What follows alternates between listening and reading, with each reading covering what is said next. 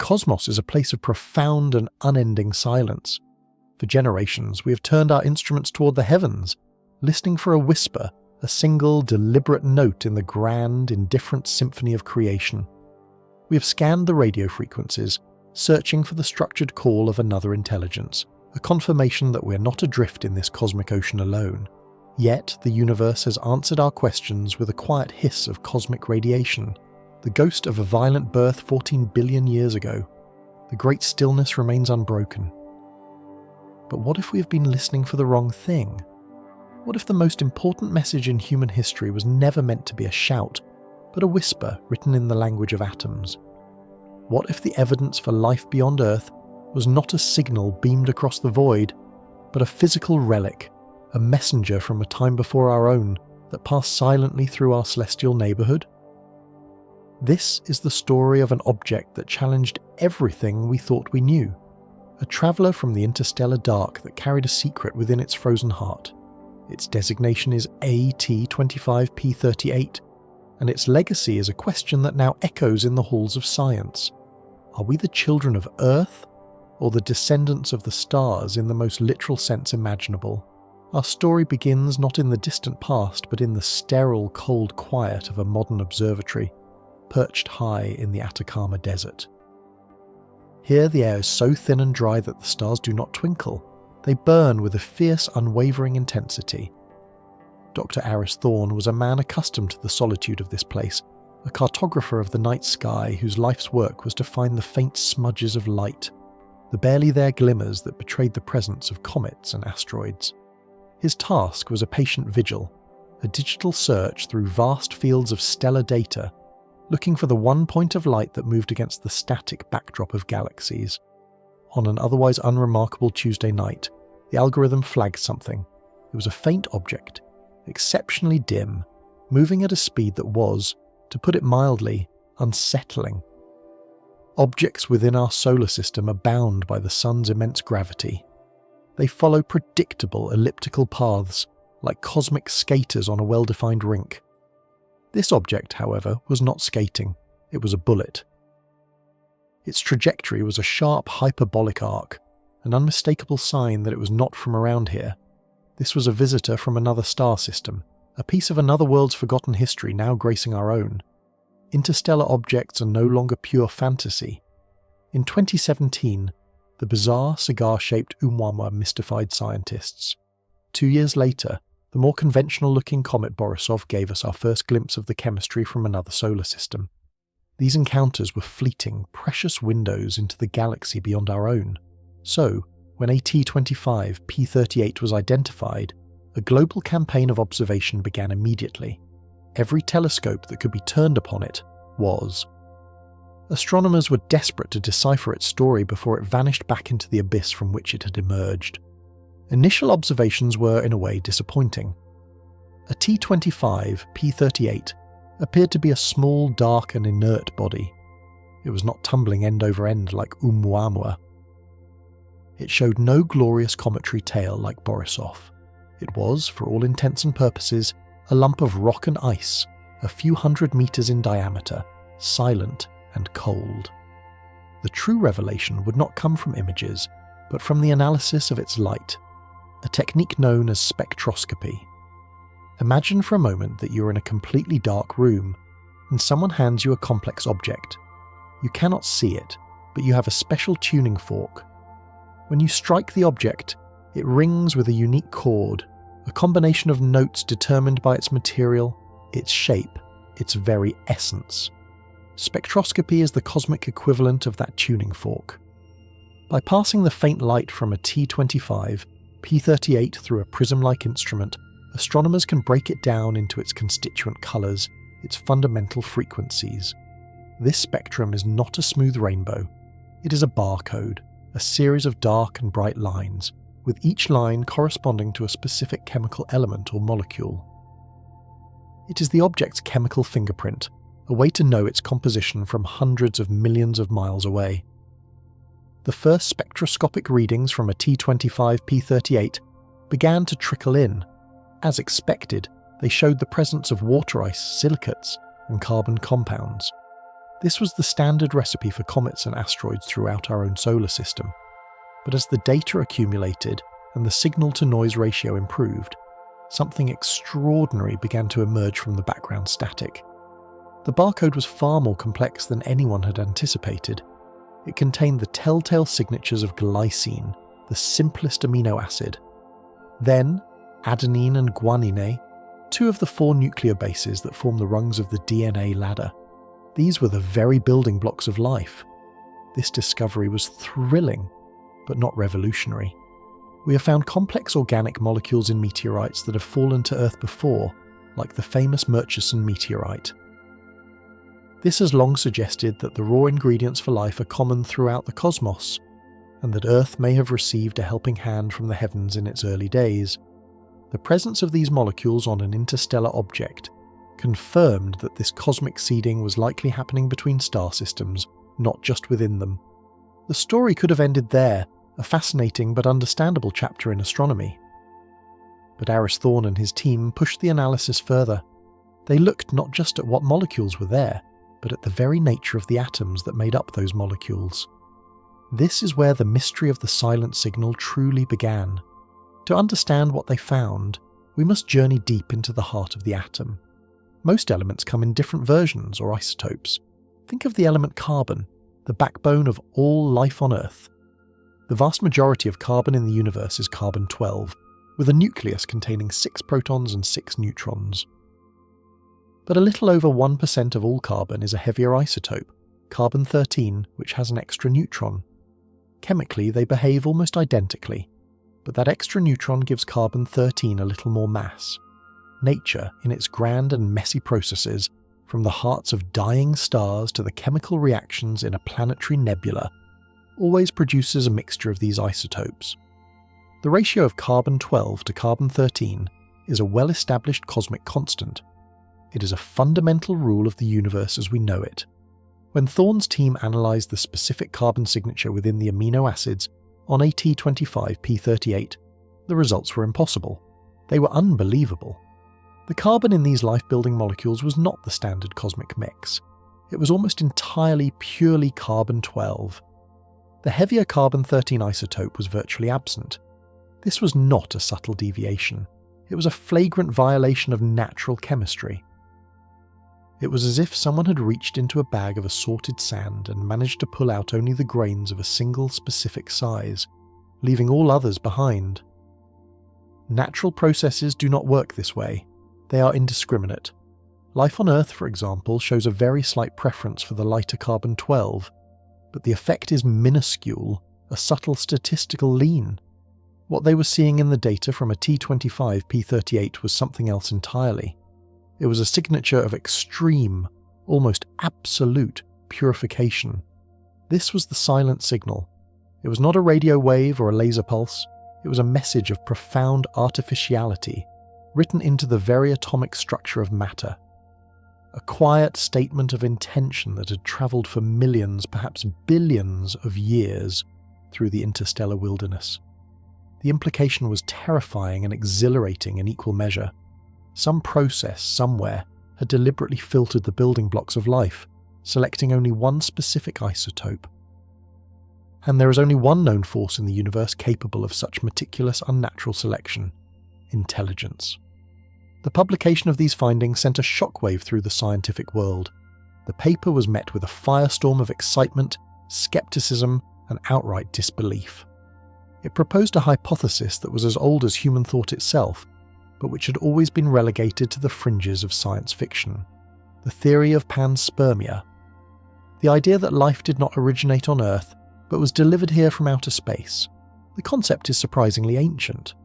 The Greek philosopher Anaxagoras in the 5th century BC spoke of seeds of life being spread throughout the cosmos. In the modern era, the idea was revived by giants of science like Lord Kelvin and the Nobel laureate Svante Arrhenius. They imagined microbial life, hardy spores, drifting between the stars, propelled by the gentle pressure of starlight and taking root on any fertile world they happened upon. For most of the 20th century, panspermia was considered a curious but untestable speculation. The focus was on abiogenesis, the process by which life arises from non-living matter. The famous Miller-Urey experiment in the 1950s showed that amino acids, the building blocks of proteins, could form spontaneously in conditions mimicking the early Earth.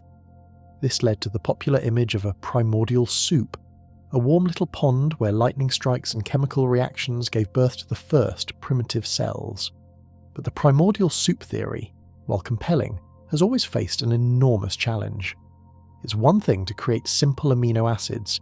It is an entirely different, monumentally more complex thing to get those building blocks to assemble themselves into self-replicating structures like RNA and DNA. The leap from simple chemistry to complex biology is a chasm of such staggering improbability that some scientists have privately called it a near miracle. How did disorganized matter organize itself against the relentless tide of entropy? How did the first spark of life ignite? A T25, P38 offered a radical, almost heretical alternative. Perhaps that miraculous leap did not happen here. Perhaps it happened somewhere else long ago on a world much older than our own. And perhaps that ancient life, or its architects, decided to spread its seed throughout the galaxy. This is the most provocative form of the theory, known as directed panspermia, first seriously proposed by Francis Crick, the co-discoverer of DNA's double helix. Crick was so struck by the complexity of life at a molecular level that he speculated it may have been deliberately sent here by an advanced extraterrestrial civilization. The silent signal from AT25P38, its unnaturally pure isotopic signature, seemed to point directly at this conclusion. Why would an advanced civilization filter the building blocks of life in this way? Perhaps it was a signalling mechanism, a deliberate marker of artificiality, a way of saying, this is not an accident. Imagine a message in a bottle thrown into the ocean. You might write a note on paper. But a far more enduring message would be to make the bottle itself out of a material that could not possibly form in nature. The very existence of the bottle would be the message. The isotopic purity of the molecules on AT25P38 was that impossible bottle. It suggested that this object was not just a random piece of cosmic debris that happened to be carrying organic molecules. It was a vessel, a delivery capsule, a seed pod, designed and dispatched with a purpose. This extraordinary claim was, of course, met with ferocious opposition. Science demands evidence, and the more extraordinary the claim, the more extraordinary the evidence must be. Doctor. Lena Petrova, a leading astrophysicist and a vocal critic of the findings, argued for caution. She pointed out that our understanding of interstellar chemistry is still in its infancy. Could there be some unknown, exotic, natural process that could produce such an isotopic anomaly? Perhaps in the atmosphere of a carbon-rich star on the verge of collapse, or in the magnetic fields of a peculiar nebula, conditions could exist that favour the creation of one isotope over another to an extreme degree. It seemed unlikely, a violation of known physics, but was it truly impossible? To claim an alien intelligence was the more conservative explanation, she argued, was a failure of scientific imagination. The debate raged in journals and at conferences. Aris Thorne and his team were put under a microscope. Their data was scrutinised, their methodology questioned. Every possible source of error, from instrumental calibration to statistical misinterpretation, was investigated. But the signal remained. It was weak, buried in the noise of a faint object billions of miles from Earth, but it was statistically significant. It was real. The problem was its fleeting nature. A T25P38 had already rounded the Sun and was now heading back out into the interstellar void, accelerating away from us with every passing second. There would be no second chance to study it. There would be no space probe to chase it down and collect a sample. Humanity had been granted one brief glimpse of this enigma, and now it was gone forever. We were left with a handful of tantalizing photons, a ghostly barcode, and a question that cut to the very core of our existence. If we accept the premise, for a moment, that a T25P38 was an artifact, a piece of extraterrestrial technology, the implications are almost too vast to comprehend. It would mean that the genesis of life on Earth was not a local event. Our entire evolutionary history, from the first single-celled organism to the complexity of the human brain, was initiated by an external influence. Our family tree would not begin in the oceans of a young Earth, but in the laboratory or the biosphere of a civilization that may now be long dead. We would be, in the truest sense of the word, aliens on our own planet. Our DNA would carry an echo of another star. This thought is both humbling and terrifying. It recasts the story of humanity. We are not a unique, spontaneous miracle of this world, but the result of a deliberate act of cosmic gardening. But who were these gardeners, and why would they do it? Were they benevolent pioneers spreading the gift of life throughout the galaxy out of a philosophical imperative? Or was their motive more pragmatic? Perhaps their own world was dying, and they sent out these life seeds as a final desperate act of self-preservation, a way for their legacy to endure even after their star had died. Or perhaps there was no grand plan at all. Perhaps life escaped their world by accident, flung into space on debris from a colossal impact, a process known as Panspermia. A T25 P38 could be a fragment of a world that was teeming with life, a world that was shattered billions of years ago. The silent signal carried on a T25 P38 raises another more disquieting possibility. The isotopic purity could be more than just a marker of artificiality. It might have a functional purpose. Certain biochemical reactions can proceed slightly faster with lighter isotopes.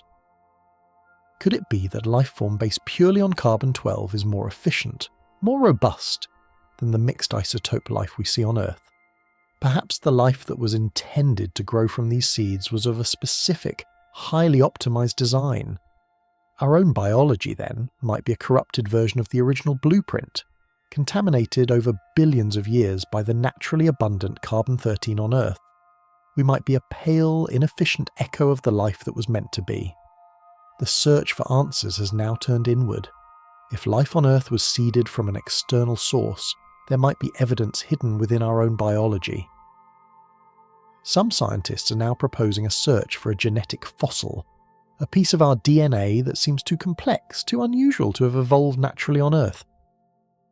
Could there be a message hidden within the non-coding regions of our own genome, a kind of manufacturer's stamp left by our creators? It is a long shot, a search for a needle in a haystack the size of a planet. But the discovery of AT25 P38 has made such wild ideas seem suddenly, frighteningly plausible. In the end, we may never know the true origin of this interstellar messenger. Its secrets may be destined to travel the void for eternity. But its passage through our solar system has changed us forever. It has acted as a cosmic catalyst, forcing us to confront the deepest questions of our identity. If it was a natural phenomenon, then the universe is stranger and more complex than our current physics can explain.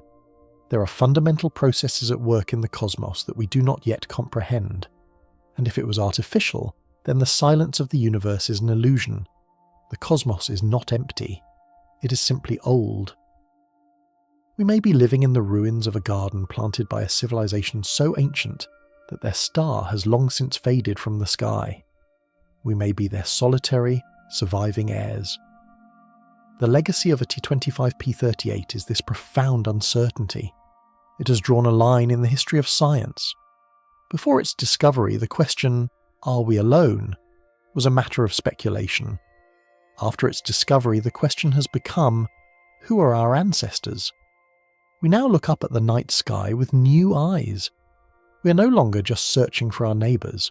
We are searching for our own genesis. We are listening not for a greeting from across the stars, but for an echo of our own distant, forgotten beginning. The silent signal has faded back into the dark, but its message will resonate for as long as we have the courage to ask where we came from, and what it means to be alive in this vast, mysterious, and suddenly much less lonely universe. Before the first flicker of light, there was only the logic.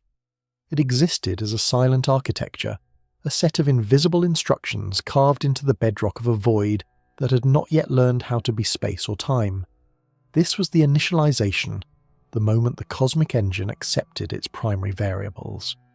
The strength of the gravitational constant was locked in at 6.674 times 10 to the power of -11 cubic meters, per kilogram second squared, a value that would dictate the collapse of gas clouds and the eventual weight of empires.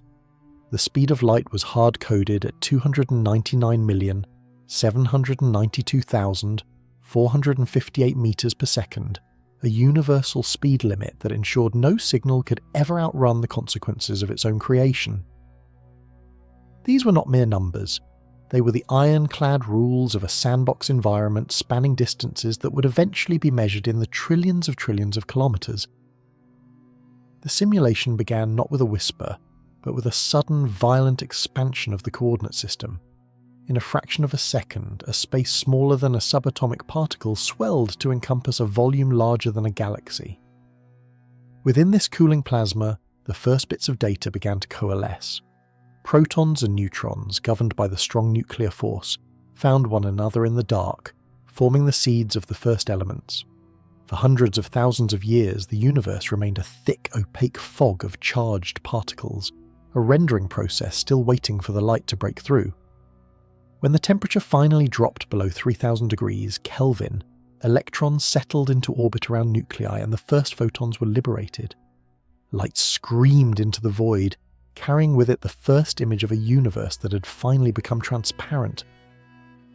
As the clock of the simulation ticked forward through the first billion years, the rigid lines of code began to manifest as physical beauty. Gravity, the great sculptor, pulled at the uneven distributions of matter, weaving vast filaments of dark matter that acted as a scaffolding for the visible world. Along these threads, hydrogen and helium pooled into the first stars, massive and short-lived furnaces that forged the heavier elements, carbon, nitrogen, oxygen, within their pressurized hearts. When these first-generation stars reached the end of their programmed lifespans, they did not simply vanish. They detonated in supernovae of such ferocity that they seeded the surrounding vacuum with the raw materials for everything that was to follow. The simulation was no longer just a collection of gas and radiation. It had become a factory for complexity. 13.8 billion years into the execution of the program, the focus narrowed to a nondescript spiral arm of a galaxy we would one day call the Milky Way. Here, a cloud of interstellar dust and gas collapsed under its own weight, spinning faster and faster until it flattened into a disk. At the centre, a yellow dwarf star ignited, consuming over 99% of the local mass. The remaining debris collided and merged, forming a family of planets, each a unique experiment in chemistry and orbital mechanics. Among them was a small rocky world, the third from the Sun, which would become the stage for a most peculiar anomaly. This world was not merely a product of random collisions, it was the site of a geometric alignment so precise it felt like a signature left by the architect in the margins of the code. The Moon, a jagged fragment born from a catastrophic collision early in the planet's history, settled into a stable orbit. Over millions of years, tidal forces pushed it further away while the Earth's rotation slowed, a delicate balancing act governed by the conservation of angular momentum. Eventually the Moon reached a position that defied the chaotic expectations of a random universe. It sat at a distance where its small physical size was perfectly compensated for by its proximity to the observer. Simultaneously, the Sun, a gargantuan sphere of fusing plasma, sat at a distance where its immense size was perfectly reduced by the vastness of the intervening space. The result was a ratio of 400 to 1. The Sun was 400 times larger than the Moon, but it was also 400 times further away. In the sky of this specific planet, at this specific moment in deep time, two celestial bodies of vastly different scales appeared to be exactly the same size. They both occupied precisely 0.5 degrees of the arc of the heavens.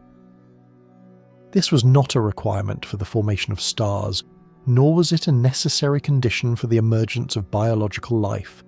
It was a visual perfection that served no functional purpose in the cold mathematics of the vacuum.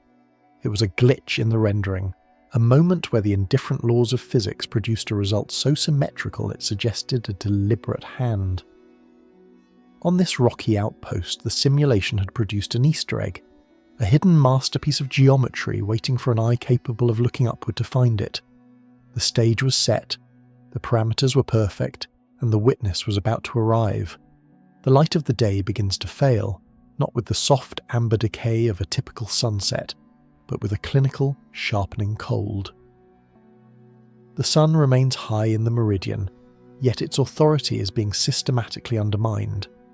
From the western horizon, an invisible hand draws a curtain of deep, bruised violet across the sky. The moon, a dark and featureless traveller, begins its transit across the solar face. At first, it is a mere notch, a missing fragment of the photosphere, as if a bite has been taken out of the very source of existence. But as the minutes pass, the geometry of the alignment reveals its terrifying precision. The shadows on the ground undergo a surreal transformation. Beneath the canopies of trees, the dappled sunlight filtered through leaves no longer forms chaotic spots, but thousands of tiny, perfect crescents. The world is being projected through a natural pinhole camera, revealing the progress of the celestial occlusion. The wind dies down, the temperature plunges. The birds, confused by the sudden onset of an artificial night, return to their nests in a hushed, panicked silence. It is as if the simulation has hit a breakpoint in its code, and the processing power of the world is being diverted to a single, localized event. The atmosphere itself feels thin, as if the rendering of the environment is struggling to maintain its consistency under the weight of this impending anomaly. Then comes the final approach to totality.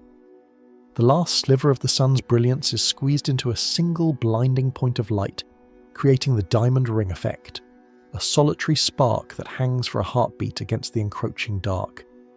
This spark shatters into a series of glowing orbs known as Bailey's beads, where the solar light pours through the jagged valleys and craters on the lunar limb. The moon's topography, usually invisible to the naked eye, is suddenly etched in fire against the void. These are the final flickering bits of data before the system resets. And then, with a final silent click of the cosmic gears, the light is extinguished. What remains is a hole in the universe. Where the sun once reigned, there is now a black circle of absolute nothingness, a void so dark it seems to pull at the very sight of the observer. But around this blackness, the sun's hidden nature is unveiled. The corona, a ghostly shimmering halo of ionized gas, blossoms into the darkened sky. It stretches out in long ethereal streamers, a delicate lace of pearlescent fire that defies the violent reputation of the star. This is the sun's atmosphere, a million-degree plasma that is usually drowned out by the overwhelming glare of the photosphere. Only now, through this perfect lunar mask, can the eye perceive the true, sprawling extent of the solar influence. It is a vision of the sun that should not be visible, a layer of the simulation usually hidden beneath the primary interface. This alignment is so precise that it covers the sun to within a fraction of a percent of its total area. If the moon were a few hundred kilometers smaller in diameter, the brilliance of the sun would never be fully contained, and the corona would remain a myth, lost in a perpetual glare. If the moon were larger, it would swallow the corona whole, leaving only a dull, empty darkness. Instead, the two bodies achieve a mathematical equilibrium that feels deliberate. It is a pixel-perfect overlay, a moment where the rendering engine of the universe has aligned two unrelated objects with such exactitude that the seam between them disappears. The moon does not just block the sun, it fits it, like a key turning in a lock that was forged billions of years ago. For these few minutes, the sky is no longer blue but a deep galactic indigo. Planets usually hidden by the day, Venus, Mercury, Jupiter, emerge as bright, steady beacons. The horizon all around is painted in the colours of a 360-degree sunset, a ring of orange and red where the sun still shines beyond the cone of the moon's shadow. In the centre of this ring, the observer stands in the umbra, a corridor of darkness rushing across the Earth at over 2,000 kilometers per hour. The scale of the event is staggering, yet its focus is intimate, centred entirely on the visual relationship between the observer and the two spheres. The sheer improbability of this sight is what marks it as the ultimate cosmic Easter egg. In a solar system of 8 major planets and hundreds of moons, no other world enjoys this specific privilege. On Mars, the tiny, potato-shaped moons Phobos and Deimos cross the Sun like scurrying insects, never large enough to block its light or reveal its hidden layers. On the gas giants, the moons are often too large, creating broad, clumsy shadows that lack the delicate reveal of the corona. Only here, on this specific rocky sphere, has the clockwork of the heavens been wound to such a fine tolerance. It is a visual symphony played on the instruments of gravity and distance, a moment of such profound symmetry that it demands a witness. The observer, standing in the cold shadow, realizes that they are not just watching an astronomical event, they are looking at a programmed masterpiece. The chaos of the universe, the asteroid impacts, the solar flares, the drifting of orbits, has converged into a single point of geometric perfection. It is the moment where the cold, rigid mathematics of the vacuum produce something so visually perfect that it defies the chaotic nature of the rest of the system, a signature written in light and shadow across the vault of heaven, left for anyone who has the curiosity to look up. The architecture of this coincidence is built upon a foundation of staggering numerical symmetry, a convergence of scales that seems to mock the very idea of a random, entropic universe. To understand the gravity of this alignment, one must first look at the sheer, physical dimensions of the players involved. The Sun is a colossus, a sphere of fusing hydrogen and helium that measures approximately 1,392,000 kilometers from one side to the other. It is a mass so vast that it contains more than 99% of the entire matter in the solar system. The Moon, by stark and silent contrast, is a mere pebble in the dark, a cold cinder of ancient rock stretching only 3,474 kilometers in diameter. If one were to attempt to stack moons like beads on a string across the burning face of the Sun, it would take nearly 400 of them to span that golden horizon from edge to edge. But the Sun does not sit beside the Moon in the local neighbourhood of space. It has retreated into the profound depths of the solar system, stationed at a staggering average distance of 149,600,000 kilometers. The Moon is our immediate companion, a captive of Earth's gravity circling at an average distance of 384,400 kilometers. Here, the second half of the mathematical miracle reveals itself with the precision of a master jeweler's work. The Sun is situated almost exactly 400 times further away from the Earth than the Moon is. This double ratio, the 400-fold increase in physical size perfectly cancelled out by a 400-fold increase in spatial distance, results in a phenomenon of angular equivalence that defies the messy logic of the cosmos. When these two disparate objects are projected onto the curved dome of the sky, they occupy the exact same amount of real estate. Both the Sun and the Moon subtend an angle of approximately 0.5 degrees. To an observer standing on the terrestrial surface, they appear as identical twins in the heavens, two circles of light and shadow that can be laid one over the other with such exactitude that not a single kilometre of solar surface is left uncovered, yet not a single kilometre of the Moon's disk is wasted. In the wider context of the solar system, this is an anomaly of the highest order. The universe is generally a place of jagged edges and mismatched proportions. If one were to stand on the red deserts of Mars and look toward the Sun, the two moons, Phobos and Deimos, would offer no such symmetry. Phobos, the larger of the two, is a lumpy, irregular fragment that transits the Sun like a dark, misshapen blemish, covering only a small fraction of the solar disk. It is a clumsy, hurried event, lacking any of the grace or the totalizing power of a terrestrial eclipse. On the gas giants like Jupiter or Saturn, the situation is reversed. Their many moons are often so large or so close that they swallow the Sun entirely, casting broad, indistinct shadows that blot out the stars without ever revealing the delicate hidden features of the solar atmosphere. Only on Earth does the math resolve into this singular perfect integer. It is as if the simulation has been tuned to a specific frequency, a narrow band of possibility where the 400-to-1 ratio is allowed to exist. In the cold language of orbital mechanics, There is no physical law that requires a planet's primary satellite to be the same angular size as its parent star. There is no gravitational necessity for this balance. It does not help the planets stay in their orbits, nor does it assist the Sun in its nuclear fusion. It is a purely aesthetic result, a byproduct of distances and diameters that have no reason to be so elegantly synchronized. This numerical harmony stands in defiant opposition to the second law of thermodynamics, which suggests that systems should move toward disorder and randomness. The solar system was born from a chaotic, swirling disk of debris, a violent environment of collisions, fragmentations, and gravitational tugs of war.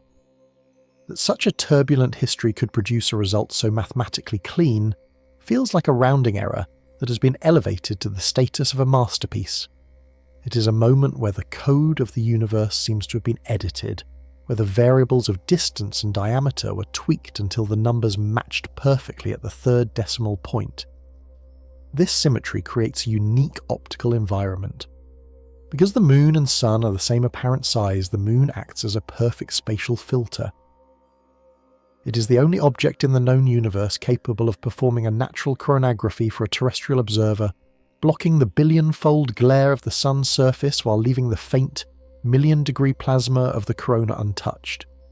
This is not merely a beautiful sight, it is a mathematical loophole. It is a specific configuration of matter and space that allows an inhabitant of the simulation to see through the primary interface of the Sun and glimpse the deeper, more complex layers of stellar physics. The 400-to-1 ratio is a silent sentinel in our sky, a reminder that we live in a world where the improbable has become the mundane. It is a geometric coincidence that serves as a bridge between the cold reality of the vacuum and the human perception of beauty. In a universe that is mostly empty space and chaotic motion, this one specific alignment stands as a testament to the idea that even within a vast, unthinking machine, there can exist moments of such profound, calculated perfection that they demand we question the very nature of the reality we inhabit. Through this narrow mathematical window, the chaos of the cosmos is momentarily stilled, replaced by a symmetry that feels less like a product of chance and more like a deliberate hidden truth. Long before the lens or the silicon chip, the first cracks in the veil of mystery appeared through the eyes of a single observer on the island of Samos. It was the 3rd century before the Common Era, a time when the heavens were still largely populated by gods and monsters, yet the human mind was beginning to forge a new tool, the cold, sharp edge of geometry. Aristarchus, a man whose thoughts reached far beyond the Mediterranean horizon, stood upon the shore and watched the silver disk of the moon fall into the darkness. This was not the work of a celestial dragon or a divine whim, it was the silent, predictable passage of the Earth's own shadow. In this moment, the observer ceased to be a mere pawn within the environment and began to act as a debugger, looking for the underlying logic that governed the display. As the darkness crept across the lunar plains, Aristarchus noted the shape of the shadow's edge with the precision of a master craftsman. It was always curved, a perfect arc that never varied regardless of the moon's position in the sky or the time of year. This was the first piece of the code revealed. The Earth was not a flat plane, but a sphere, casting its circular silhouette into the void. By measuring the width of this shadow against the diameter of the moon, he deduced that the Earth was roughly 3 times larger than its satellite.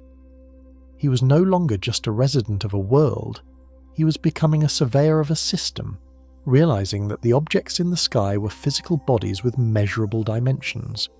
His ambition grew with his understanding of the geometric laws.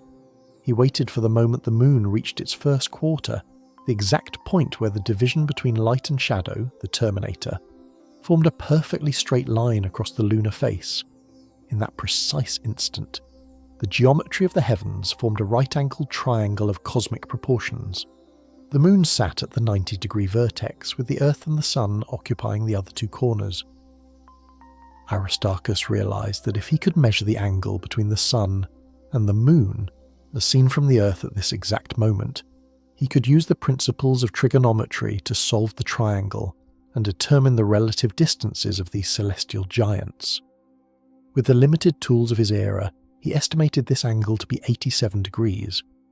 Through painstaking calculation, this led him to a conclusion that shattered the contemporary understanding of the world. The Sun must be 19 or 20 times further away than the Moon. Because the Sun and Moon appeared to be the same size in the sky, occupying that same half degree of arc, this meant the Sun must also be 20 times larger in physical diameter than the Moon. While his instruments were crude and his final numbers were far too small, the true angle being closer to 89.8 degrees and the true distance being 400 times greater, the logic itself was flawless.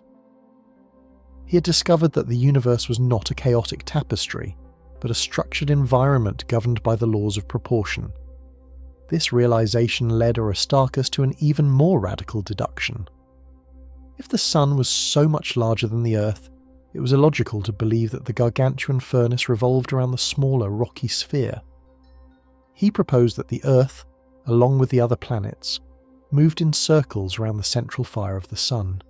It was a heliocentric vision of the simulation that would be buried under the weight of dogma for nearly 2,000 years, yet it represented the first time an inhabitant had correctly identified the centre of the local coordinate system. He had looked at the user interface of the sky and seen the gears of the engine grinding beneath. In those quiet nights of observation, the inhabitant had begun to read the source code. Aristarchus recognized that the perfect alignment of the eclipse was not a miracle or an omen, but a consequence of a measurable, geometric reality. He understood that the Sun, the Moon, and the Earth were moving through a three-dimensional void according to rules that could be written down and predicted. The game had a logic, and for the first time, a player was beginning to understand how the variables of distance and size interacted to produce the visual wonders of the heavens. He had laid the groundwork for every astronomer who would follow, proving that the universe would yield its secrets to anyone who approached it with a ruler, a compass, and the courage to believe in the math. The first light of logic had been struck, and the dark age of myth began to recede, replaced by the cold, beautiful clarity of the geometric truth. The centuries that followed the age of Aristarchus passed like flickering frames in a long-exposure photograph, as the logic of geometry matured into the sophisticated languages of calculus and celestial mechanics. By the middle of the 20th century, the inhabitants of the rocky world had achieved a milestone in the simulation that changed their relationship with the heavens forever. They constructed vessels of titanium and aluminum, fueled by the volatile chemistry of liquid oxygen and hydrogen, and broke the bonds of their homeworld's gravity. Their destination was the very object that had provided the geometric mask for the Sun, the Moon. On the airless, monochromatic plains of the Sea of Tranquility and the rugged highlands of Fra Mauro, the crews of Apollo 11, Apollo 14, and Apollo 15 stepped onto the lunar regolith. They were there to perform a task that would turn the entire Earth-Moon system into a single, massive scientific instrument. They carefully deployed small, suitcase-sized arrays of fused silica glass, known as laser-ranging retroreflectors. These were not ordinary mirrors. They were composed of hundreds of corner-cube prisms designed to reflect any incoming light directly back to its source with absolute precision, regardless of the angle at which it struck. Back on the terrestrial surface, at specialized observatories nestled in the mountains of Texas and the south of France, the second half of the experiment commenced. Scientists directed concentrated beams of laser light toward the specific coordinates where the Apollo astronauts had left their marks. These pulses of light, consisting of billions of photons, travelled across the 384,000-kilometre void at the universal speed limit. They struck the retroreflectors and returned to Earth, where they were captured by sensitive detectors. By measuring the round-trip time of these photons to within a fraction of a billionth of a second, the distance between the two worlds was no longer a matter of geometric estimation. It became a known value, measured with an accuracy of a few millimeters. As these measurements were repeated over the following decades, the data revealed a startling truth that shattered the idea of a static, eternal cosmos. The Moon was not locked in a permanent, unchanging loop around the Earth. It was retreating. The laser pulses prove that the moon is drifting away from us at a rate of 3.8 centimeters every single year. This slow-motion escape is the result of a complex gravitational dance. The Earth's rapid rotation drags its tidal bulges ahead of the moon's position, and the gravitational pull of these bulges exerts a constant forward tug on the moon. This extra energy accelerates the moon, pushing it into a higher and wider orbit, even as it causes the Earth's own rotation to slow by a fraction of a millisecond each century. This discovery transformed the total solar eclipse from a timeless miracle into a transient ephemeral event. The geometric perfection of the 400:1 ratio is revealed to be a fleeting state in a system characterized by constant flux. If the simulation had been observed 2 billion years ago, the moon would have been much closer to the Earth, appearing as a gargantuan looming presence in the sky. During an eclipse in that ancient era, the moon would have easily overwhelmed the sun, creating a broad, dark shroud that would have completely masked the delicate beauty of the solar corona. The sky would have turned black, but the ethereal pearlescent fire of the sun's atmosphere would have remained hidden behind the excessive bulk of the lunar disk. Conversely, in the distant future, the moon's outward march will eventually carry it to a point of no return for this specific visual phenomenon. 500 million years from now, the moon will have drifted so far that its apparent size in the sky will be significantly smaller than that of the sun. Even when perfectly centered, it will no longer be able to cover the solar photosphere. The total solar eclipse will vanish from the world, replaced by the annular eclipse, a ring of fire where the sun's blinding brilliance always remains visible around the edges of the moon. In that future, the secret layers of the sun will once again be locked away, inaccessible to the naked eye. We find ourselves living in a narrow, privileged window of deep time, a Goldilocks epoch for celestial geometry. The simulation is not a fixed masterpiece, but a dynamic mechanism where the parts are slowly moving out of alignment. The fact that human consciousness emerged and developed the tools of logic and observation at the exact moment when the moon's retreat reached the point of perfect symmetry, with the sun's distant diameter, is a coincidence of staggering proportions. It suggests that the beauty we witness is a fragile, temporary gift of the current orbital configuration. The clock is ticking, and with every passing year, the moon moves 3.8 centimeters closer to a future where the signature of the architect will finally fade from the sky, leaving the inhabitants of the world to wonder if the perfection they once saw was ever real at all. To grasp the fleeting nature of this celestial symmetry, one must look across the vast rolling plains of deep time, where the ticking of the cosmic clock is measured not in seconds, but in hundreds of millions of years. The history of the Earth-Moon system is a narrative of slow, inexorable divergence, a long goodbye that began almost at the moment of the system's birth. We exist within a narrow sliver of this timeline, a momentary pause in a process of orbital decay that has profound implications for the visual reality of our sky. 500 million years ago, during the era of the Cambrian explosion, when the first complex life forms were experimenting with shells and skeletons in the primeval seas, the view from the surface of the Earth was markedly different. At that time, the moon was approximately 19,000 kilometers closer to the Earth than it is today. Because of this proximity, the moon appeared significantly larger in the sky, a dominant and looming presence that commanded a greater portion of the celestial dome. When an eclipse occurred in those ancient days, it was a blunt and overwhelming event. The moon's shadow was vast, and its disk easily surpassed the apparent size of the sun. As the moon moved into position, it did not merely cover the solar photosphere, it swallowed it whole, along with the delicate shimmering streamers of the corona. For any primitive eye that might have looked upward from the shallow tides of the Paleozoic, the eclipse would have been a period of total, featureless blackness.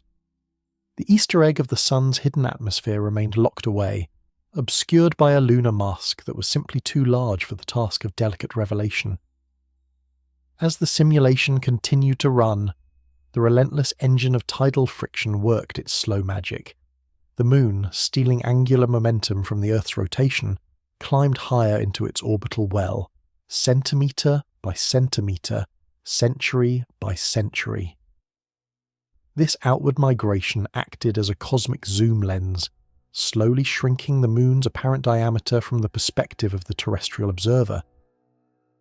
For millions of years, the moon remained too large, a clumsy shield that hid the very beauty it was meant to frame.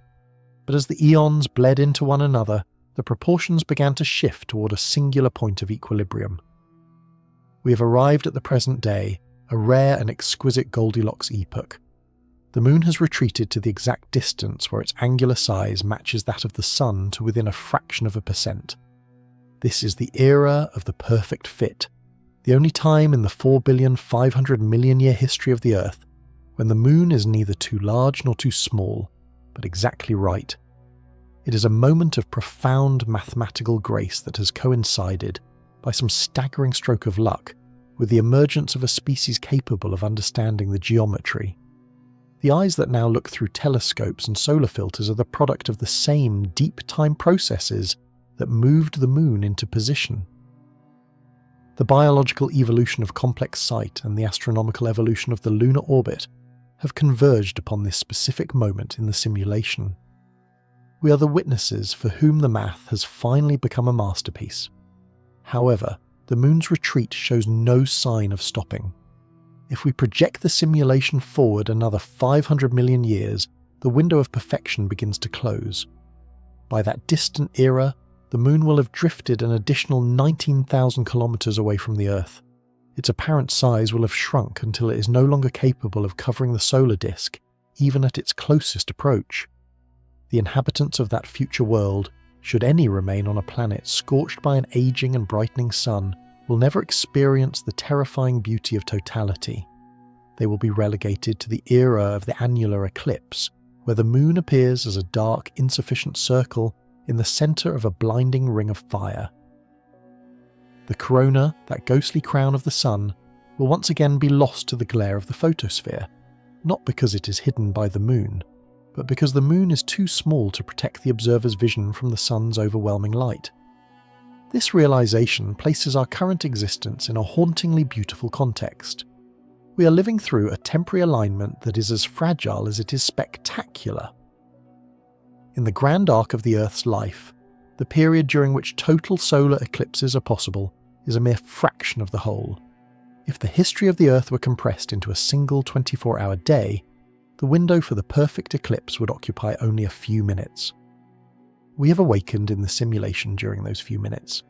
The temporal window is a reminder that the universe is not a static gallery, but a moving, changing performance.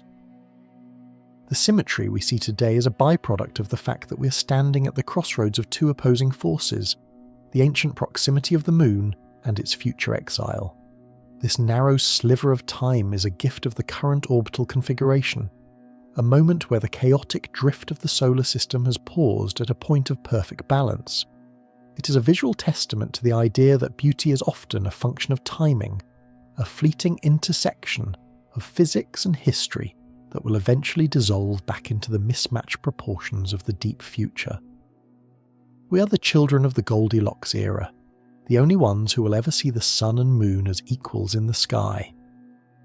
In the month of May, in the year 1919, the island of Principe sat like a green jewel in the Gulf of Guinea, cloaked in the heavy humid air of the tropics. On this remote outpost, far from the shattered battlefields of Europe, a small team of British astronomers led by Arthur Eddington prepared for a confrontation with the fundamental nature of reality. They had travelled thousands of kilometres, carrying heavy telescopes and delicate glass photographic plates to exploit a singular moment of celestial alignment. Their goal was to determine if the universe operated according to the classical laws of Isaac Newton, or if a new, radical vision proposed by a physicist named Albert Einstein had finally decoded the true behaviour of space-time. The stakes were absolute. Einstein's theory of general relativity suggested that gravity was not an invisible tether pulling on objects, but a physical warping of the fabric of the universe. According to his equations, a massive object like the sun should act as a lens, bending the very path of light as it passed through the distorted space nearby. To prove this, one would need to photograph stars whose light passed close to the solar edge and see if their positions had shifted. Under normal conditions, this was an impossibility. The sun's blinding glare drowned out every other light in the sky. Only a total solar eclipse, where the moon provided a perfect opaque shield, could create the artificial night necessary to see the stars in the middle of the day. On the morning of the 29th of May, the atmosphere on Principe was thick with tension and the threat of failure. Heavy rain lashed the island and thick clouds obscured the sky, threatening to render the months of preparation and travel meaningless. Eddington, a man of quiet intensity and mathematical brilliance, could only wait and watch the clock. As the hour of the eclipse approached, the rain stopped, but the clouds remained a stubborn veil. The moon began its slow encroachment upon the solar disk, a dark shadow eating away at the light, yet the observers could see nothing through the overcast. Then, as if the simulation itself had decided to allow the test to proceed, the clouds began to thin. As the final seconds of the partial phase ticked away, the light on the island took on a ghostly sepia quality. The temperature dropped, and the tropical birds fell into an uneasy silence. At the moment of totality, the moon slid into its perfect 400-to-1 alignment. The sun was extinguished, replaced by the black void of the lunar disk and the shimmering ethereal crown of the corona. In that sudden, profound darkness, the heavens opened. Eddington worked with a frantic, disciplined precision. He had only 5 minutes of darkness to capture the evidence he needed. Through the telescope, the stars of the Hyades cluster, located hundreds of light-years away, became visible as tiny, shivering pinpricks of light hanging in the darkened sky near the sun's edge. These stars were the benchmarks of reality. If Einstein was correct, their light would be deflected by 1.75 arcseconds, a distance so small it was equivalent to the width of a human hair, seen from many meters away, yet a distance that represented a total revolution in human thought. The clicking of the camera shutter was the only sound in the humid dark. Each glass plate captured a frozen moment of the celestial geometry, recording the positions of those distant suns as their light skirted the edge of our own. Eddington was not merely taking pictures of an eclipse, he was measuring the curvature of the world.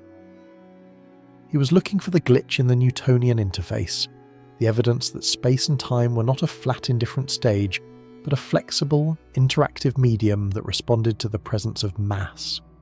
When the moon finally moved on and the sun's brilliance returned to the island, the tension did not dissipate. It merely shifted to the laboratory. It would take months of careful measurement and comparison with plates taken of the same stars months earlier when the sun was not present. But in those 5 minutes of darkness on Principe, the perfect shield of the moon had performed its role. It had acted as a cosmic shutter, allowing the inhabitants of the Earth to look past the primary glare of their local star and glimpse the deeper architecture of the vacuum. The results, eventually announced to a stunned scientific community, confirmed Einstein's predictions. The stars had indeed shifted. The light had bent. The universe was not what it seemed. This breakthrough, which redefined our understanding of everything from the orbits of planets to the evolution of the entire cosmos, was only possible because of the staggering coincidence of the eclipse. Without the moon's precise angular diameter, without that narrow temporal window of the Goldilocks era, the evidence for general relativity might have remained hidden for decades or even centuries. The eclipse on Principe was the moment the simulation's rules were verified by its own inhabitants, a triumph of logic made possible by a masterpiece of celestial geometry. It was the ultimate proof that the universe is a place of deep, hidden order, waiting to be revealed by the perfect alignment of light and shadow. The transition from the island of Principe to the halls of the Royal Society in London marked a seismic shift in the human understanding of existence. The data captured on those glass plates was more than mere astronomical observation. It was a verdict on the very nature of the vacuum. For more than 2 centuries, the world had been viewed through the lens of Newtonian physics, where space was an absolute, rigid and unchanging stage upon which the drama of the universe unfolded.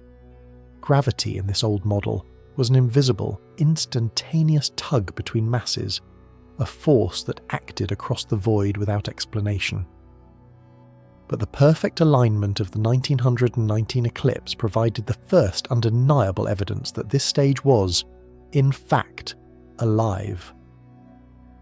As the moon slid into its precise 400-to-1 position, it performed a feat of natural engineering that no human technology could replicate. It blocked the sun's photosphere, the source of the blinding glare, while leaving the space immediately surrounding the solar limb clear and dark. This was the critical requirement. To prove general relativity, Eddington needed to see stars whose light grazed the very edge of the sun. If the moon had been any larger in the sky, it would have obscured these crucial stars. If it had been any smaller, the sun's light would have leaked around the edges, washing out the photographic plates. The geometric glitch of the eclipse was the only possible window through which the curvature of the universe could be observed. The stars of the Hyades cluster, caught in those few minutes of artificial night, appeared to have moved from their known positions. This shift was not due to the stars themselves travelling, but because their light had been forced to follow the warped contours of space-time created by the sun's immense mass. Einstein had predicted that the sun would act like a heavy weight placed on a stretched silken sheet, creating a depression that everything, including light, must roll through. The measurement was infinitesimal, 1.75 arcseconds. It was a deviation so slight it would be invisible to the naked eye, yet it carried the weight of a new reality. The light was not travelling in a straight line because the straight line itself had been bent. This revelation shattered the classical perception of the cosmic architecture. Space and time were no longer separate, indifferent entities, but were woven together into a single, four-dimensional fabric known as space-time. This fabric was flexible, interactive, and dynamic. It could be stretched, warped, and even rippled by the movement of massive objects. The universe was not a collection of things sitting in a void. It was a unified field where matter and the geometry of space were locked in a continuous reciprocal dance. Mass tells space-time how to curve, and space-time tells matter how to move. The triumph of Albert Einstein's theories transformed him into a global icon, but more importantly, it provided the inhabitants of the simulation with a new set of equations to describe their home. We learned that the universe had a beginning, that it was expanding, and that it contained regions where gravity was so intense that even light could never escape. None of these discoveries, the Big Bang, black holes, the expansion of the cosmos, could have been understood without the fundamental shift that occurred during those few minutes of darkness on a tropical island. The eclipse was the key that turned in the lock of the 20th century. It was a moment where the code of the simulation became visible, revealing that the rules governing the movement of a falling apple were the same rules governing the path of a photon from a distant star. The perfection of the moon's fit over the sun was the only reason we were able to see this truth so early in our scientific development. It was as if the architect of the system had placed a magnifying glass over the most complex part of the physics engine, waiting for us to notice the distortion. By proving that space is a curved and flexible medium, the 1919 eclipse forever changed the human perception of our place in the cosmos. We were no longer just observers of a distant machine. We were residents of a living, breathing geometry, a masterpiece of interconnected scales where every beam of light is a messenger of the hidden curvature of the world.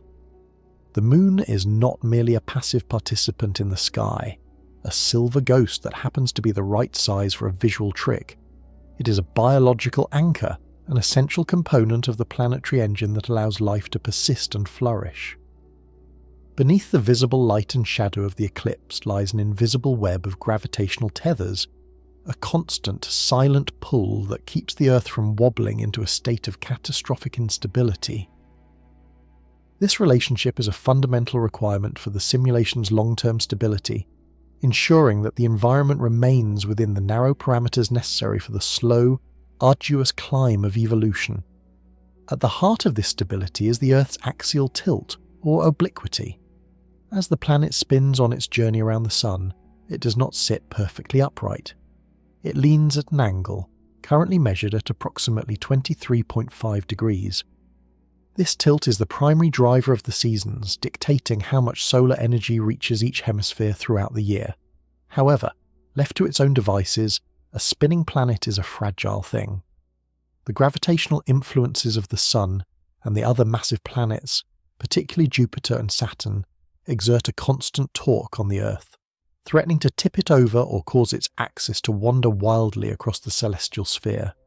Here, the Moon performs its most vital function. Its physical mass, which is roughly 1/81st of the Earth's own, acts as a stabilizing gyroscope. The Moon's gravity locks the Earth's tilt into a remarkably narrow range, fluctuating only between 22.1 and 24.5 degrees over cycles lasting tens of thousands of years. This microscopic variation is the heartbeat of a stable climate. It ensures that the transition from winter to summer remains predictable, and that the polar ice caps do not find themselves suddenly thrust into the direct, unrelenting glare of the Sun. To see the alternative, one need only look across the vacuum to the red deserts of Mars. Mars possesses no large, stabilizing moon. Its two satellites, Phobos and Deimos, are mere captures of passing asteroids, far too small to exert any meaningful gravitational influence. Consequently, the axial tilt of Mars is a chaotic variable. It has been known to swing from near 0 degrees to as much as 60 degrees over millions of years. When the tilt is extreme, the Martian poles face the Sun directly, causing the frozen carbon dioxide and water ice to sublimate into the atmosphere, creating global storms and radical shifts in atmospheric pressure. Such a world is a place of violent extremes, where the environment changes too rapidly for complex multicellular life to establish a foothold. On Earth, the Moon's steadying hand prevented such a fate. By keeping the tilt within that narrow 2.4-degree corridor, the Moon allowed for the establishment of stable biomes. It permitted the oceans to maintain consistent currents, and the atmosphere to develop predictable weather patterns. Under this protective canopy of gravitational stability, life was given the gift of time. It could move from the simple, single-celled organisms of the deep vents to the complex sentient beings that now inhabit the continents. The slow climb of evolution, from the first spark of consciousness to the development of advanced mathematics and astronomy, required a world that stayed still long enough for the code to write itself. This creates a profound and recursive relationship between the observer and the eclipse. The very object that blocks the Sun with such geometric precision is the reason the observer exists to witness the event in the first place.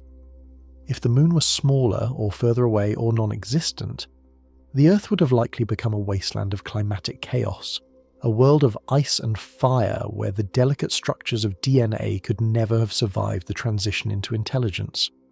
The Moon is not just a visual ornament, it is the architect of our stability.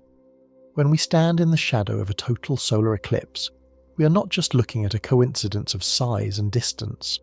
We are looking at our own origin story. The Moon's presence in the sky is a prerequisite for the eyes that see it. This is the ultimate feedback loop of the simulation. The parameters of the system were tuned to produce a stable environment, and that same tuning produced a visual masterpiece. We are the part of the simulation that has become self-aware enough to recognize that our existence is tethered to the very sphere that momentarily turns the day into night. The eclipse is a signature, yes, but it is also a reminder that in the vast, unthinking engine of the cosmos, beauty and survival are often written in the same line of code. The universe is a vast, unthinking engine, a mechanism of colossal proportions that operates without a hint of sentiment or intent. It does not seek to create beauty, nor does it strive to produce meaning. It simply is. The fundamental constants, the strength of the nuclear forces, the curvature of space, the rate of expansion, are not aesthetic choices made by a benevolent artist. They are the initial conditions of a calculation that has been running for 13.8 billion years, following the path of least resistance through the cold, rigid laws of physics. In this context, the perfect alignment of the Sun and the Moon loses its spiritual luster and reveals itself as a hollow coincidence, a mere rounding error in the planetary simulation. Gravity does not possess a sense of timing. The Moon does not retreat from the Earth at 3.8 centimeters per year to ensure a spectacular show for a nascent species of primates. It moves because the conservation of angular momentum demands it. The Sun did not grow to be 400 times the size of the Moon to facilitate a scientific breakthrough in the 20th century. It reached its current dimensions because of the specific balance between the outward pressure of nuclear fusion and the inward crush of its own mass. The fact that these two values, distance and diameter, converge upon a single ratio is a mathematical byproduct, a statistical fluke in a universe that is large enough for every improbable thing to happen at least once. A dead world rotates in the dark, its surface a scarred wasteland of basalt and dust. There is no air to carry the sound of the wind, no water to reflect the light of the stars. Twice every year, the celestial clockwork brings the Moon into the direct path of the Sun. The shadow of the Moon rushes across the silent craters at thousands of kilometers per hour, a cold finger of darkness touching a world that can no longer feel. For a few minutes the Sun is blotted out, and the corona flares into the vacuum, casting a pale pearlescent light over the desolation. No eye catches the glimmer, no mind records the symmetry. The geometry is perfect, yet it is utterly empty. The event happens in a silence so absolute, it is as if it never occurred at all. In this vision, the universe is a sterile data set, a series of interactions between matter and energy that possess no inherent value. The beauty we perceive is not a property of the stars, but a projection of the human nervous system. We are the ones who take the raw, indifferent data of the simulation and categorize it as spectacular or perfect. To the vacuum, there is no difference between a total solar eclipse and the random collision of two hydrogen atoms in the intergalactic void. Both are simply the execution of the code. The idea that the universe has been tuned for our appreciation is a form of cosmic narcissism, a refusal to accept that we are accidental inhabitants of a machine that was never designed with us in mind. The alignment of the spheres is a rounding error that has been elevated to the status of a miracle only by the presence of a witness. Without the observer, the 400-to-1 ratio is just a number, a lonely integer lost in the infinite scrolling of the universal ledger. It is a sobering realization that the most profound moments of our existence are, from the perspective of the physics engine, entirely redundant. The simulation does not need the eclipse to be beautiful to function. It does not need the corona to be visible to maintain the orbits of the planets. The masterpiece is a ghost, a phantom of the mind that exists only in the narrow intersection between physical reality and conscious perception. This indifference is the true face of the cosmos. It is a place of staggering scale and violent energy, where life is a fragile temporary anomaly. The engine will continue to grind forward long after the Moon has drifted too far to cover the Sun, and long after the last eye is closed. The laws of physics will remain, but the meaning will vanish. We are left to confront the possibility that we are alone in our appreciation of the code, staring at a screen that does not know it is being watched, finding patterns in the noise of a silent, unthinking machine. The perfection we see is not a gift. It is a coincidence that we have had the brief, improbable luck to notice.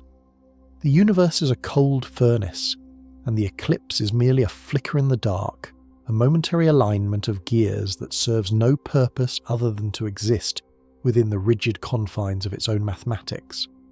The universe may be a machine, but it is a machine that has produced something far more complex than a star or a galaxy, a witness.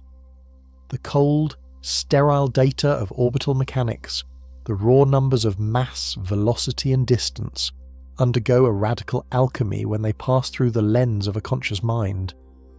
To the unthinking vacuum, a total solar eclipse is merely a temporary obstruction of radiation, a fluctuation in the local energy grid. To the human mind, it is a spiritual and aesthetic masterpiece. This transformation is not a trivial byproduct of the simulation. It is the moment the simulation achieves a purpose. Without the witness, the universe is a book that is never read, a symphony played in an empty hall. The human mind acts as a translator, taking the jagged, indifferent reality of the cosmos and refining it into meaning. When the moon covers the sun, the brain does not simply record a decrease in light levels. It experiences a visceral sense of awe, a recognition of symmetry that resonates with the deepest structures of human thought. We take the 400-to-1 ratio, a dry mathematical fact, and transmute it into a symbol of cosmic harmony. This is the profound importance of the observer. We are the ones who decide that the alignment is perfect. We are the ones who find beauty in the corona's pearlescent fire. By doing so, we elevate the simulation from a mere calculation into an experience. In the language of the sandbox, we are the self-aware segment of the code. For billions of years, the program ran in silence, executing its instructions without any internal recognition of its own complexity. Stars ignited and died, planets formed and were destroyed, all according to the rigid parameters set at the beginning of time. But eventually the complexity reached a threshold where the code began to look back at itself. We are the part of the universe that has finally turned its gaze toward the architect's work, analysing the constants and the variables that allow us to exist. When we observe an eclipse, the simulation is essentially looking in a mirror. It is a moment of cosmic self-recognition, where the math of the heavens finds its reflection in the math of the mind. There is a profound grace in the timing of our arrival. Out of the vast expanse of 13.8 billion years, the human species emerged during the tiny, fleeting window when the moon and the sun are perfectly matched in the sky. This is not just a geological or astronomical coincidence. It is the point where the math of the solar system becomes art. Had we appeared a few 100 million years earlier or later, the eclipse would have been a mismatched, clumsy event. Instead, we have awakened in the era of the perfect fit. We are the guests who arrive just as the performance reached its crescendo. This timing gives the universe a reason to be beautiful. It suggests that while the machine may be indifferent, the results are not. The existence of the witness turns a rounding error into a masterpiece. This realization changes the nature of our relationship with the cosmos. We're no longer just accidental inhabitants of a cold furnace. We are the meaning makers. The universe provides the raw materials, the light, the gravity, the spheres of rock and fire, but we provide the significance. Every time a human being looks up at a darkened sun and feels a shiver of wonder, a new line of code is written in the history of the simulation. It is a line that says this matters. It's a line that says the universe is not just a calculation, but a story. We are the part of the simulation that gives the math a soul, ensuring that the masterpiece of the eclipse does not occur in a vacuum of insignificance, but in the presence of a mind that can cherish its fleeting, perfect grace.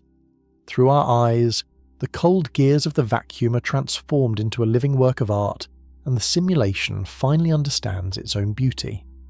The journey from the initialization of the cosmic engine to the present moment has been a narrative of increasing complexity, a slow unfolding of the potential hidden within the first few lines of the universal code. It began in a state of absolute simplicity, where the fundamental constants, the strength of gravity, the speed of light, and the curvature of space-time were set like the rules of a vast indifferent game. For 13.8 billion years, the simulation ran without a witness, a silent processing of matter and energy that forged galaxies from the void and stars from the dust.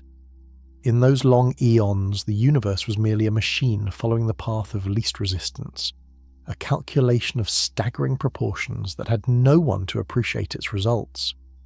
Yet, within the chaotic drift of this sandbox environment, a series of improbable alignments began to take shape. On a small, rocky world orbiting a nondescript yellow star, the variables of distance and diameter converged upon a singular point of perfection. The Moon, born from a violent collision in the Earth's infancy, settled into an orbit that allowed it to act as both a biological anchor and a geometric masterpiece. It stabilized the planet's tilt, providing the climatic consistency necessary for life to evolve, while simultaneously moving into a position where it could perfectly mask the sun. This was the birth of the 400-to-1 ratio, a mathematical signature that waited in the silence of deep time for an eye capable of decoding its significance. The total solar eclipse stands as the ultimate intersection of chance, physics, and consciousness.